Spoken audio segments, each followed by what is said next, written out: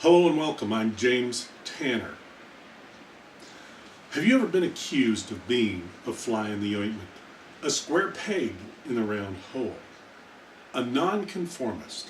If you have, congratulate yourself, because people have just elevated you to the likes of the Albert Einsteins, the Abe Lincolns, the Steve Jobs. This week, my family learned of an individual who had passed away, a man who had been very pivotal in the life of my father. He had an interesting family connection. He was the younger brother of a man by the name of George Burling. Now, most of you will not know who George Burling is. But in World War II, George Burling was a snot-nosed, bratty young guy who nobody could get along with. He was a nonconformist. He hated following rules. He hated procedure. It was problematic to the point where nobody wanted to be with the guy.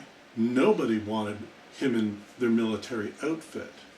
But here's an interesting thing about George Burling, the square peg in the round hole, the nonconformist, the fly in the ointment. George Burling was assigned to Malta. He was a Spitfire pilot.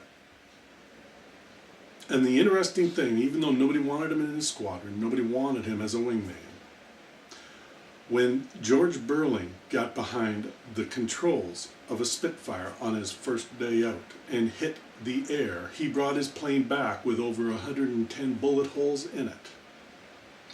But in the process, he had shot down 5 enemy airplanes. His first day out, he came back a military ace.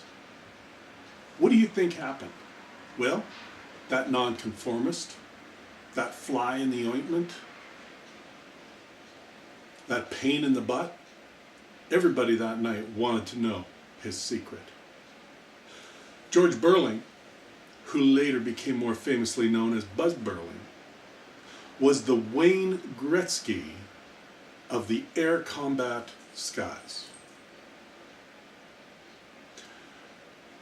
Being a nonconformist, being a square peg in a round hole, is not a bad thing. If you follow the crowd in life, you will only ever go as far as the crowd will encourage you to go. This week, today, set out on a new course. Cut a new path, a path that others can proudly follow in. I'm James Tanner. Enjoy the rest of your week.